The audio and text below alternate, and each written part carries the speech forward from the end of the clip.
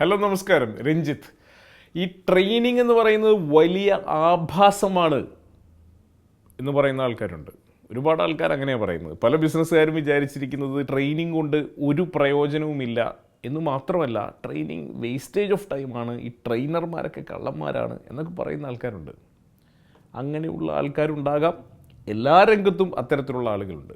പക്ഷെ ഒന്ന് മനസ്സിലാക്കുക, ട്രെയിനിങ് എന്ന് പറയുന്നത് ഏറ്റവും ബേസിക്കായിട്ട് ഒരു മനുഷ്യന് വേണ്ട ഏറ്റവും പ്രാഥമികമായിട്ടുള്ള ആവശ്യങ്ങളിലൊന്നാണ്. കാരണം എന്താ, നമ്മൾ ചെറുപ്പത്തിലൊന്ന് നടക്കാൻ പഠിക്കുന്നത് പോലും, ഒരു 8 മാസമോ 10 മാസമോ ഒക്കെ ഉള്ളപ്പോൾ ഒന്ന് എണീറ്റ് നിന്ന് നടക്കാൻ പഠിക്കുന്നത് പോലും അച്ഛൻ്റെയോ അമ്മയുടെയൊക്കെ ട്രെയിനിങ്ങോട് കൂടിയാണ്. ഒന്ന് കൈ പിടിച്ച് അത് ട്രെയിനിങ്ങാണ്. അതൊരു പ്രാക്ടിക്കൽ ഓറിയൻറ്റഡ് ആയിട്ടുള്ള ട്രെയിനിങ്ങാണ്. സൈക്കിൾ ചവിട്ടാൻ പഠിക്കുന്നതാവട്ടെ, നീന്താൻ പഠിക്കുന്നതാവട്ടെ, നമ്മൾ സ്കൂളിൽ പഠിക്കുന്നതാവട്ടെ, ഇതെല്ലാം ഫോം ഓഫ് ട്രെയിനിങ്സാണ്. ഏതെങ്കിലും തരത്തിലുള്ള പരിശീലനത്തിലൂടെ അല്ലാതെ ഒരു കാര്യത്തിലും നമുക്ക് എക്സ്പെർട്ടൈസ് ഉണ്ടാക്കാൻ പറ്റില്ല. അപ്പോൾ സ്കില്ലുകൾ നിങ്ങൾക്ക് മിനുക്കിയെടുക്കണമെങ്കിൽ, ചില ആളുകൾക്ക് ഇൻബോൺ ആയിട്ട് ചില ടാലൻസ് ഉണ്ടാവും, പക്ഷെ അതിനൊക്കെ മിനുക്കിയെടുക്കണമെങ്കിൽ എന്ത് വേണം? വ്യക്തമായ പരിശീലനം കൂടിയേ തീരൂ. അതുകൊണ്ട് തന്നെയാണ് നമ്മൾ പറയുന്നത്, ചില ട്രെയിനിങ് ആഭാസങ്ങൾക്ക് നിന്ന് കൊടുക്കാതെ, അത് ചെയ്യുന്നവരുണ്ടാവും, എനിക്കറിയില്ല, ചില ആളുകൾ പറയുന്നത് കേട്ടിട്ടാണ് ഞാനത് പറയുന്നത്. അത്തരത്തിലുള്ള കാര്യങ്ങൾക്ക് നിന്ന് കൊടുക്കാതെ വളരെ ഫോക്കസ്ഡ് ആയിട്ടുള്ള ട്രെയിനിങ്ങിൽ ശ്രദ്ധ കേന്ദ്രീകരിക്കുക. എന്താ ഫോക്കസ്ഡ് ആയിട്ടുള്ള ട്രെയിനിങ്? റിസൾട്ട് ഓറിയൻറ്റഡ് ആയിട്ടുള്ള ട്രെയിനിങ്. പലപ്പോഴും ട്രെയിനിങ്ങിൻ്റെ റിസൾട്ട് അടക്കുന്ന മെത്തഡോളജീസിനെ കുറിച്ച് ഞാൻ മുമ്പ് പറഞ്ഞിട്ടുണ്ട്. കിർക്ക്പാട്രിക്സ് മെത്തേഡ് ഓഫ് ഇവാലുവേഷൻ എന്നൊക്കെ പറയുന്ന 4 സ്റ്റെപ്പ് മെത്തേഡ് ഇവാലുവേഷനിലൂടെ പോയിട്ട് നമുക്ക് ട്രെയിനിങ്ങിൻ്റെ എഫക്റ്റീവ്നെസ് അളക്കാനൊക്കെ സാധിക്കും. അപ്പോൾ അതിന് മുൻപായിട്ട് ഞാനൊന്ന് പറഞ്ഞുകൊള്ളട്ടെ, ഒരൊറ്റ ദിവസത്തെ ട്രെയിനിങ് എന്നുള്ളതിനെ വേണമെങ്കിൽ ഒരു ആഭാസം എന്ന് വിളിക്കാം, എത്ര നല്ല ട്രെയിനറാണെങ്കിലും. കാരണം ആ ഒരു ദിവസത്തെ ആ ഒരു ഫീല് ചിലപ്പോൾ ഒരു 2 ദിവസമൊക്കെ കഴിഞ്ഞാൽ അങ്ങ് തീർന്നു പോകും. മോട്ടിവേഷൻ ആവട്ടെ, നോളജ് ആവട്ടെ, എന്തുമാവട്ടെ. പക്ഷേ എങ്കിലും ഒരു 2-3 ദിവസത്തേക്ക് ഉണ്ടാവും. ചില ആളുകൾ വളരെ സെൽഫ് മോട്ടിവേറ്റഡ് ആയിട്ടുള്ള ആളുകൾ ചിലപ്പോൾ അതിൽ നിന്ന് സ്പാർക്ക് ഉൾക്കൊണ്ട് അത് ഇംപ്ലിമെൻറ്റ് ചെയ്യുന്ന ആൾക്കാരുണ്ട്, ഇല്ല എന്ന് പറയാൻ പറ്റില്ല. എനിക്ക് ഒരുപാട് അനുഭവങ്ങളുണ്ട്. പക്ഷേ എങ്കിൽ പോലും ഇതിനൊരു കലണ്ടറാക്കി നിങ്ങൾക്ക് സെറ്റ് ചെയ്യാൻ പറ്റുകയാണെങ്കിൽ, നിങ്ങളുടെ ടീമിന് വേണ്ടി നിങ്ങൾക്കൊരു ട്രെയിനിങ് കലണ്ടർ സെറ്റ് ചെയ്യാൻ പറ്റുകയാണെങ്കിൽ, ഞാൻ ഉറപ്പിച്ചു പറയുന്നു, ഗ്യാരണ്ടി ചെയ്യാൻ പറ്റും. കാരണം എത്രയോ എക്സാമ്പിൾസാണ് മുന്നിൽ കിടക്കുന്നത്. എത്രയോ മൾട്ടിനാഷണൽസിന് വേണ്ടി നമ്മൾ ട്രെയിനിങ് ചെയ്തിട്ടുണ്ട്. ഇപ്പോൾ കഴിഞ്ഞ തവണ നമ്മൾ ഗൾഫിൽ പോയപ്പോൾ, ഗൾഫിലെ എല്ലാ കൺട്രീസിലും പോയിട്ട് ഒരു ജർമ്മൻ മൾട്ടിനാഷണലിന് വേണ്ടിയിട്ട് ചെയ്തിരുന്നു. അതിനു മുമ്പ് ഒരു സ്വീഡിഷ് മൾട്ടിനാഷണലിന് വേണ്ടി ട്രെയിനിങ് ചെയ്തിരുന്നു. അവരൊക്കെ ഒരു ട്രെയിനിങ് കലണ്ടർ പോലെ ഇത് വർക്കൗട്ട് ചെയ്യുന്നത്. ഗ്രീസിൽ ബേസ് ചെയ്തിട്ടുള്ളൊരു കമ്പനിക്ക് വേണ്ടി കണ്ടിന്യൂസ് ആയിട്ട് ഒരു 5 മാസം സ്ഥിരമായിട്ട് പോയിട്ട് ട്രെയിനിങ് ചെയ്തിരുന്നു. ഞാൻ പറയുന്നത് പുറത്ത് മാത്രം ചെയ്ത കാര്യങ്ങളെക്കുറിച്ചാണ്. കേരളത്തിലുള്ള പല കമ്പനികളും കണ്ടിന്യൂസ് ആയിട്ട് 3 മാസമൊക്കെ കൂടുമ്പോൾ ട്രെയിനിങ് അവരുടെ എൻറ്റയർ ടീമിനെ ട്രെയിൻ ചെയ്യുന്ന കമ്പനികളുണ്ട്. ഞാൻ അങ്ങനെയുള്ള 4-5 കമ്പനികളുമായിട്ട് സ്ഥിരമായിട്ട് അസോസിയേറ്റ് ചെയ്യുന്നുണ്ട്. അത്തരം കമ്പനികളുടെ വളർച്ച ഫെനോമനലാണ്. ഇപ്പോൾ ആരാണെന്ന് നിങ്ങൾ പേഴ്സണലായിട്ടൊക്കെ ചോദിച്ചാൽ എനിക്ക് ഇതിൻ്റെയൊക്കെ ഡീറ്റെയിൽസ് തരാൻ കഴിയും കേട്ടോ, വെറുതെ ഇരുന്ന് പറയുന്നൊന്നുമല്ല. കഴിഞ്ഞൊരു 14 വർഷമായിട്ട് ഈ ഒരു രംഗത്തുള്ളത് കൊണ്ടാണ് ഞാൻ പറയുന്നത്. അപ്പോൾ ഇത്തരം കമ്പനികളിലുണ്ടാകുന്ന റിസൾട്ട് എനിക്ക് കാണിച്ചു തരാൻ പറ്റും. ഈ റിസൾട്ട് എന്തുകൊണ്ടാണെന്ന് എനിക്ക് നല്ല വ്യക്തതയുണ്ട്. കാരണം ഒരു കൃത്യമായ ഫ്രെയിം വർക്കോട് കൂടിയാണ് ഇത്തരം ട്രെയിനിങ്ങുകൾ ചെയ്യുന്നത്. ഒരാൾക്ക് മാത്രമല്ല, ലീഡർഷിപ്പ് ഏറ്റവും മുകളിൽ നിന്ന്, ഏറ്റവും ടോപ്പിൽ നിന്ന് ഏറ്റവും താഴെയുള്ള ആൾക്ക് വരെ ട്രെയിനിങ്ങുകൾ കൊടുക്കുന്നുണ്ട്. സാധാരണഗതിയിൽ ഒരു കമ്പനിയിലേക്ക് നമ്മൾ ട്രെയിനിങ്ങുമായിട്ട് ചെല്ലുമ്പോൾ അവരുടെ മിഷൻ എന്താണെന്നുള്ളതൊക്കെ ആദ്യമേ ഇരുന്ന് ചർച്ച ചെയ്യും. എന്തിനു വേണ്ടിയാണ് കമ്പനി നിലകൊള്ളുന്നത്, എന്തൊക്കെ വാല്യൂസാണ് ആ കമ്പനിയുടെ ഓണേഴ്സിനുള്ളത്, സ്റ്റാഫിന് എന്തൊക്കെ വാല്യൂസ് പകർന്നു കൊടുക്കാനുണ്ട്. അതാണ് ഫസ്റ്റ് ട്രെയിനിങ്ങിൻ്റെ ആദ്യത്തെ ഒരു ഇൻട്രാക്ഷനാണ്. ട്രെയിനിങ്ങിൻ്റെ അകത്ത് തന്നെ പെടുന്ന കാര്യമാണ്. കുറേ കാര്യങ്ങൾ അപ്പോൾ നമുക്ക് ആ ഫൗണ്ടേഴ്സിനും പറഞ്ഞു കൊടുക്കാനുണ്ടാവും. അത് കഴിഞ്ഞാൽ അവരുടെ ഈ മിഷനും വാല്യൂസും എന്തിനു വേണ്ടിയാണ് കമ്പനി നിലകൊള്ളുന്നത് എന്നുള്ള കാര്യങ്ങളൊക്കെ എൻറ്റയർ സ്റ്റാഫിനെ വിളിച്ചുകൊണ്ട് കമ്മ്യൂണിക്കേറ്റ് ചെയ്യുന്ന ആദ്യത്തെ ട്രെയിനിങ് സെഷനാണ്. നല്ല പഞ്ചിലായിരിക്കണം ആ സാധനം, വളരെ എഫക്റ്റീവ്നെസ്സിലായിരിക്കണം, ഓരോരുത്തരുടെയും മനസ്സിലേക്ക് അത് ഇടിച്ച് കയറണം. അത്തരത്തിലുള്ളൊരു ട്രെയിനിങ് സെഷൻ.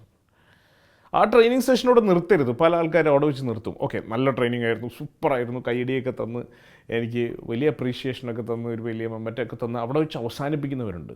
പക്ഷേ എൻ്റെ അപേക്ഷ അവിടെ വെച്ച് അവസാനിപ്പിക്കരുത്. കാരണം അടുത്ത ലെവലിൽ വിഷനൊക്കെ ഉണ്ടെങ്കിൽ അടുത്ത ലെവലിൽ നമ്മളുടെ ടോപ്പ് ലെവൽ മാനേജേഴ്സിന് വേണ്ടി സ്ട്രാറ്റജി എങ്ങനെ ഫോർമുലേറ്റ് ചെയ്യാം, എങ്ങനെ അവരുടെ കരിയർ ഗ്രാഫ് ബെറ്റർ ആക്കാം, അതെങ്ങനെ പ്ലാൻ ചെയ്യാം, എങ്ങനെ അവരുടെ താഴെയുള്ള ടീമിനെ ഗ്രൂം ചെയ്തെടുക്കാം, സ്ട്രാറ്റജി ബേസ് ചെയ്തിട്ടുള്ള സെഷൻ കൊടുക്കണം. ഒപ്പം തന്നെ അതിന് താഴെയുള്ള ആളുകൾക്ക് റോൾ ബേസ് ചെയ്തിട്ടുള്ള അവരുടെ പൊസിഷൻ ബേസ് ചെയ്തിട്ടുള്ള സെഷനുകളും കൊടുക്കണം.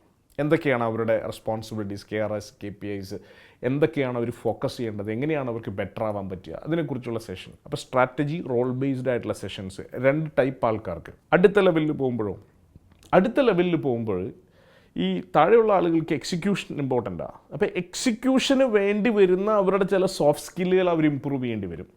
ചില ഡൊമെയിൻ ബേസ്ഡ് ആയിട്ടുള്ള ചില സ്കില്ലുകൾ ഉണ്ടാവും, ആ സ്കില്ലുകളും ചിലപ്പോൾ ഇമ്പ്രൂവ് ചെയ്യേണ്ടി വരും. ഫോർ എക്സാമ്പിൾ, ഇപ്പോൾ ഒരു ഗ്രാഫിക് ഡിസൈനറാണെന്ന് വിചാരിച്ചോളൂ, സിമ്പിളായിട്ട്. അപ്പോൾ നമ്മളവനെ അപ്പോയിൻറ്റ് ചെയ്തിട്ടുണ്ടാവും, അവന് ഫോട്ടോഷോപ്പിലോ അല്ലെങ്കിൽ ഇല്ലസ്ട്രേറ്ററിലോ എത്ര സ്കില്ലുണ്ട് എന്നുള്ളത് നമ്മൾ ഒരു തവണ പോലും പരീക്ഷിക്കാൻ മെനക്കെട്ടിട്ടുണ്ടാവില്ല. അവൻ എന്താണോ അറിയുന്നത് അവനത് ചെയ്തുകൊണ്ട് പോകുന്നു. അവന് പഠിക്കാൻ താല്പര്യമുണ്ടെങ്കിൽ അവൻ പഠിക്കുന്നു, ബെറ്റർ ആവുന്നു. അല്ലാതെ നമുക്കതിനകത്ത് ഒരു കോൺട്രിബ്യൂഷനും ഇല്ല. അപ്പോൾ ഡൊമൈൻ സ്പെസിഫിക് ആയിട്ടുള്ള സ്കിൽ എന്ന് പറയുമ്പോൾ അവന് ഏറ്റവും ആവശ്യമുള്ളത് കോറൽ ഡ്രോ ആണെങ്കിൽ അല്ലെങ്കിൽ ഇല്ലസ്ട്രേറ്റർ ആണെങ്കിൽ അതിനകത്ത് എത്രമാത്രം അവന് എക്സ്പീരിയൻസ് ഉണ്ട്, എക്സ്പെർട്ടീസ് ഉണ്ട് എന്നുള്ളത് നമ്മൾ മനസ്സിലാക്കി ആ ഗ്യാപ്പ് ഐഡൻറ്റിഫൈ ചെയ്ത് അതും കൂടി ബെറ്റർ ആക്കുമ്പോഴാണ് അവർ ഏറ്റവും എഫിഷ്യൻ്റ് ആയിട്ടുള്ള ഒരു ഗ്രാഫിക് ഡിസൈനർ ആവുന്നത്. അപ്പോൾ അത്തരത്തിലുള്ള സ്കില്ലുകൾ അവിടെ കൊടുക്കേണ്ടതുണ്ട്. അപ്പുറത്ത് ചിലപ്പം ഒരു മാനേജറെ സംബന്ധിച്ചിടത്തോളം അവന് ചിലപ്പം ചില മാനേജറിയൽ സ്കിൽസ് ആയിരിക്കും കൊടുക്കേണ്ടി വരിക, നെഗോഷിയേഷൻ സ്കില്ല് കൊടുക്കേണ്ടി വരും, റിസോഴ്സ് അലോക്കേഷൻ, ബഡ്ജറ്റിംഗ് സ്കിൽസ് അവന് കൊടുക്കേണ്ടി വരും, ചിലപ്പോൾ അവൻ്റെ കമ്മ്യൂണിക്കേഷൻ സ്കിൽ ഇമ്പ്രൂവ് ചെയ്യേണ്ടി വരും. അപ്പോൾ ഇതൊക്കെ മാനേജറിയൽ ലെവലിൽ കൂടുതൽ ഫോക്കസ് ചെയ്യേണ്ട കാര്യങ്ങളാണ്. ഫൗണ്ടേഴ്സിൻ്റെ ലെവലിലോ ഫൗണ്ടർ എല്ലാം തികഞ്ഞ ആളാണോ? ആയിരിക്കില്ല. അവിടെ നിന്നായിരിക്കും ചിലപ്പോൾ പ്രശ്നം തുടങ്ങുന്നത്. നിങ്ങളൊരു ഫൗണ്ടർ ആണെങ്കിൽ നിങ്ങളുടെ ലീഡർഷിപ്പ് സ്കിൽസിൽ നിങ്ങൾക്ക് ശക്തമായ കോച്ചിങ് ആവശ്യം വരും. എങ്ങനെയാണ് നിങ്ങളുടെ മാനേജ്മെൻറ്റ് സ്റ്റൈൽ കുറച്ചും കൂടിയും നന്നാക്കിയെടുക്കേണ്ടത്. അപ്പോൾ ഇത്തരം കാര്യങ്ങളെ ബേസ് ചെയ്തുകൊണ്ട്, അതായത് ഇപ്പോൾ തന്നെ ഒരു 3 ലെയർ ഓഫ് ട്രെയിനിങ്ങുകളായി. ഈ 3 ലെയർ ഓഫ് ട്രെയിനിങ്ങുകളെ ഏകദേശം ഒരു 8 മാസത്തേക്ക്, ചില സ്ഥലങ്ങളിൽ 1 വർഷത്തേക്ക് വിന്യസിച്ചുകൊണ്ട് കൃത്യമായി ഓരോ മാസങ്ങളിൽ ആർക്ക് എങ്ങനെ എന്നുള്ള രീതിയിൽ കൊടുത്തുകൊണ്ട് ഒരു പ്രാക്ടിക്കലായിട്ടുള്ള ഇംപ്ലിക്കേഷൻ കൊടുത്തുകൊണ്ടാണ് ഈ ട്രെയിനിങ് വർക്ക് ചെയ്യുന്നത്. എവിടേക്കാണ് ഈ ട്രെയിനിങ് വർക്ക് ചെയ്യുന്നത്? ഈ ട്രെയിനിങ് പോകുന്നതിനൊരു ഒബ്ജക്റ്റീവ് ഉണ്ട്. ആ ഒബ്ജക്റ്റീവ് തീർച്ചയായിട്ടും ബിസിനസ്സിലുള്ള വളർച്ചയാണ്, പ്രോഫിറ്റിലുള്ള വളർച്ചയാണ്.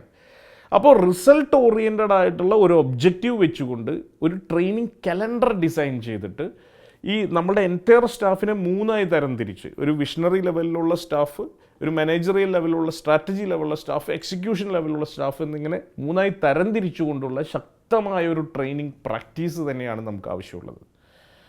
എനിക്ക് 100% ഉറപ്പ് പറയാൻ പറ്റും, കേരളത്തിൽ 1000-ലധികം കമ്പനികൾക്ക് ഞാൻ പേഴ്സണലി ട്രെയിനിങ് കൊടുത്തിട്ടുണ്ട്, പല തരത്തിലുള്ള ട്രെയിനിങ്ങുകൾ. ഇപ്പോൾ ഏറ്റവും റീസെൻ്റായിട്ട് കഴിഞ്ഞ ട്രെയിനിങ് ഔട്ട്ബൗണ്ട് ട്രെയിനിങ് ആയിരുന്നു, ഏകദേശം 20ഓളം എൻ്റർപ്രണേഴ്സിനെ വെച്ചിട്ട്. അപ്പോൾ അത് നമ്മൾ ഓണായിട്ട് ബ്രഹ്മയിൽ നടത്തുന്ന പല ട്രെയിനിങ് പ്രോഗ്രാമുകൾ. അതല്ലാതെ ഇൻഡിവിജ്വലി ഞാൻ ബ്രഹ്മയുടെ ഭാഗമായിട്ട് ബ്രഹ്മയുടെ ട്രെയിനേഴ്സിനെ ഉപയോഗിച്ചുകൊണ്ട് ഞങ്ങൾക്ക് പലതരത്തിലുള്ള ട്രെയിനേഴ്സുണ്ട്, ഡൊമൈൻ ട്രെയിനേഴ്സുണ്ട്. ഞാൻ വിഷൻ, സ്ട്രാറ്റജി പോലുള്ള കാര്യങ്ങളിൽ ഞാൻ തന്നെ ഡയറക്റ്റായിട്ട് ട്രെയിൻ ചെയ്യുന്നുണ്ട്. അപ്പോൾ ഇത്തരം എല്ലാ റിസോഴ്സസും ഉപയോഗിച്ചുകൊണ്ട് നിങ്ങൾക്കുള്ള കംപ്ലീറ്റ് പാക്കേജ് നമുക്ക് തരാൻ സാധിക്കും. അപ്പം നിങ്ങളുടെ സെയിൽസിനെ അടുത്ത ലെവലിലേക്ക് എത്തിക്കണമെങ്കിൽ, നിങ്ങളുടെ പെർഫോമൻസിനെ ബൂസ്റ്റ് ചെയ്യണമെങ്കിൽ, നിങ്ങളുടെ പെർഫോമൻസിനെ പീക്ക് ലെവൽസിൽ എത്തിക്കണമെങ്കിൽ ഒരു സംശയം വേണ്ട, ട്രെയിനിങ് കൂടിയേ തീരൂ. നിങ്ങൾക്ക് അത്തരത്തിലുള്ളൊരു ട്രെയിനിങ് കലണ്ടർ പ്രിപ്പയർ ചെയ്യണമെങ്കിൽ നിങ്ങളുടെ ആവശ്യങ്ങൾ ഞങ്ങളുമായിട്ട് സംസാരിക്കുക, ഈ നമ്പറിൽ ബന്ധപ്പെടുക, എത്രയും പെട്ടെന്ന് ബന്ധപ്പെടുക. കാരണം ഞങ്ങളൊരു ലിമിറ്റഡ് നമ്പർ ഓഫ് ക്ലയൻസിനെ വെച്ചിട്ടുണ്ട് ഈ ട്രെയിനിങ് ഡിപ്പാർട്ട്മെൻറ്റിൻ്റെ കാര്യത്തിൽ. കാരണം നമ്മളൊക്കെ എൻഗേജ്ഡ് ആയി കഴിഞ്ഞാൽ വീണ്ടും എല്ലാ ദിവസവും ട്രെയിനിങ് നടത്താൻ പറ്റില്ലല്ലോ. അപ്പോൾ ഞങ്ങൾ തന്നെ ഇൻറ്റേർണലി ഒരു ഷെഡ്യൂൾ ഇട്ടിട്ടുണ്ട്. കുറച്ച് ആളുകൾക്കാണ് ഇപ്പോൾ അവസരമുള്ളത്. അപ്പോൾ അതുകൊണ്ട് തന്നെ എത്രയും പെട്ടെന്ന് താല്പര്യമുള്ളവർ ഇതിലേക്ക് വിളിക്കുക, അല്ലെങ്കിൽ ഈ ഷീറ്റ് അറ്റാച്ച് ചെയ്തിട്ടുള്ള ഗൂഗിൾ ഷീറ്റ് ഫിൽ ചെയ്യുക. ഡെഫിനറ്റ്ലി ട്രെയിനിങ്ങിൻ്റെ ഇമ്പോർട്ടൻസ് എന്താണെന്ന് മനസ്സിലാവും. നിങ്ങളുടെ ട്രെയിനിങ് നീഡ് നിങ്ങൾക്ക് തന്നെ കുറച്ചുകൂടി ക്ലാരിറ്റി കിട്ടും. എങ്ങനെയാണ് നിങ്ങളുടെ ട്രെയിനിങ് കലണ്ടർ ഉണ്ടാവേണ്ടത് എന്നുള്ളതിനെക്കുറിച്ച് ഏകദേശം ധാരണയും ഞങ്ങൾക്ക് ഫ്രീ ആയിട്ട് തന്നെ തരാൻ പറ്റും. അതിനുശേഷം എങ്ങനെ ട്രെയിനിങ് വേണമെന്നുള്ളത് 3-4 ഓപ്ഷൻസ് ആയിട്ട് ഞങ്ങൾ തരും. ഈ ഓപ്ഷൻസിൽ ഏത് തിരഞ്ഞെടുക്കണം എന്നുള്ളത് നിങ്ങളുടെ മാത്രം തീരുമാനമാണ്. പക്ഷേ ഒന്നുറപ്പാണ്, ട്രെയിനിങ് കൊണ്ട് നിങ്ങളുടെ സെയിൽസിലും നിങ്ങളുടെ പ്രോഫിറ്റബിലിറ്റിയിലും വലിയ ഇൻക്രീസ് ഉണ്ടാവും. All the best.